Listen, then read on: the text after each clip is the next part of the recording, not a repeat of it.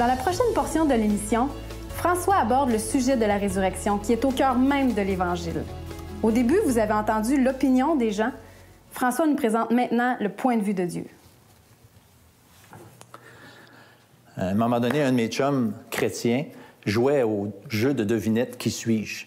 Ce jeu qui consiste simplement à choisir un personnage, un animal ou une chose, et puis les autres posent des questions, puis celui qui fait deviner ne peut répondre que par oui ou par non.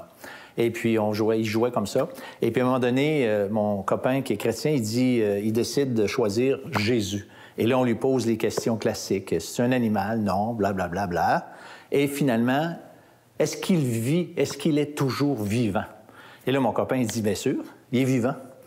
Et là, on a mal orienté, bien sûr, ses amis parce qu'il cherchait des contemporains lorsqu'en vérité, Jésus a vécu effectivement il y a 2000 ans. Il est mort, mais la Bible dit qu'il est ressuscité. Et là, mon copain, lui, il croyait ça, comme moi je le crois, que Jésus est ressuscité, mais comme conséquence, il est vivant aujourd'hui. Et c'est ça qui est merveilleux avec le message de l'Évangile. On parle d'un Christ qui est mort, mais d'un Christ qui est vivant. Imaginez aujourd'hui, au moment où on se parle, Jésus-Christ est vivant parce qu'il est ressuscité. Moi, ma mère est décédée lorsque mes enfants étaient tout petits. Et je me rappelle comment j'étais triste et, entre autres, comment ça m'a manqué que ma mère n'a pas pu m'aider lorsque, par exemple, souvent les grands-mamans, qu'est-ce qu'ils font? Ils gardent les enfants, tout ça. Ma mère n'a pas pu faire ça parce qu'elle était décédée. C'était une super de bonne raison. Mais en attendant, elle ne l'a pas fait parce qu'elle était morte. Mais Jésus est ressuscité. Jésus peut faire quelque chose pour nous. Et j'aimerais qu'on regarde ensemble un verset de la parole de Dieu qui nous dit précisément ce que Jésus peut faire pour nous. C'est dans l'Épître aux Hébreux, au chapitre 7, et on va lire au verset 25. « C'est aussi pour cela qu'il peut sauver parfaitement ceux qui s'approchent de Dieu par lui, étant toujours vivants pour intercéder en leur faveur. » La plupart des religions du monde ont comme objectif le salut éternel. Les religions du monde ont toutes comme objectif de la félicité éternelle, c'est-à-dire d'un jour atteindre un certain niveau de gloire, de bonheur, etc. Malheureusement, même les religions dites chrétiennes qui parlent de Jésus comme étant mort, comme étant même ressuscité, n'ont pas cette certitude, n'ont pas cette assurance. La raison, probablement, parce qu'ils ne croient pas vraiment que Jésus seul peut sauver parfaitement. Comme on vient de le lire dans le texte, Jésus peut sauver parfaitement ceux qui s'approchent de Dieu par lui, étant toujours vivant. Ça, c'est une vérité extraordinaire et malheureusement, même si certains l'acceptent intellectuellement, ne peuvent avoir cette assurance merveilleuse et bénie que tous ceux et celles qui croient vraiment Dieu au mot ont dans leur âme. J'ai cette certitude, j'ai cette assurance incroyable. L'apôtre Paul va résumer l'Évangile en quelques mots et j'aimerais qu'on lise aussi ces versets dans la première épître aux Corinthiens, au chapitre 15 et au verset 3e.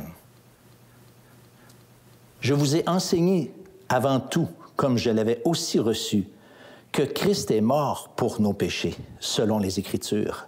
Il a été enseveli et il est ressuscité le 3e jour, selon les Écritures.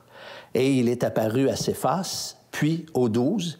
Ensuite, il est apparu à plus de 500 frères à la fois, dont la plupart sont encore vivants. » Vérité fondamentale de l'Évangile, Jésus est mort pour nos péchés. Ça, c'est l'essentiel de l'Évangile. C'est bien dit qu'il est mort pour nos péchés. Il n'est pas mort d'abord pour nous donner un exemple. Beaucoup disent que Jésus est mort pour nous donner un exemple. Ce n'est pas ce que la Bible dit. La Bible dit qu'il est mort pour nos péchés. Pas pour les siens, pour les miens, pour les vôtres, pour les nôtres. Ça, c'est la vérité, la réalité du message de l'Évangile. Mais Jésus, il a été enseveli, nous dit l'apôtre, parce que c'est important que Jésus ait été enseveli dans le sens que sa mort a été constatée. On peut dire, Jésus est mort et enterré. Même Il y en a qui avaient la théorie que Jésus était juste évanoui. Mais 3 jours, la théorie de l'évanouissement, bien, elle s'évanouit, en fait. Mieux que ça, des témoins ont été là pour voir. Et on voit ici que Jésus est apparu.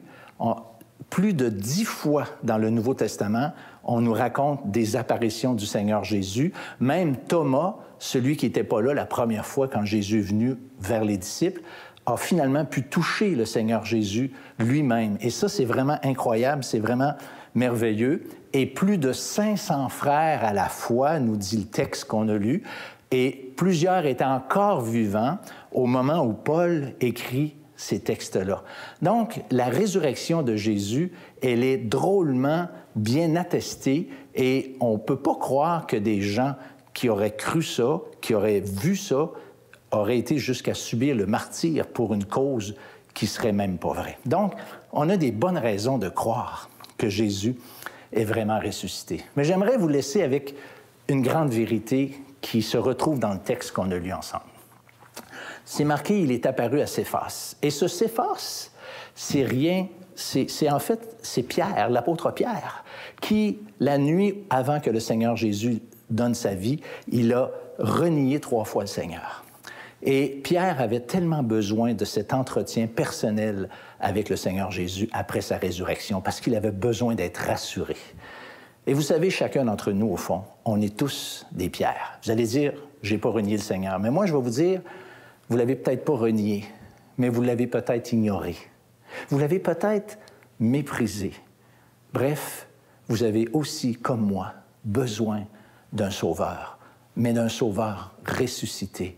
Et je vous le rappelle encore, si vous venez à lui, Jésus est toujours vivant et il peut sauver. Il peut vous sauver comme il m'a sauvé parfaitement parce qu'il est toujours vivant, parce que son sacrifice a été agréé de Dieu et la résurrection de Jésus en est la preuve suprême.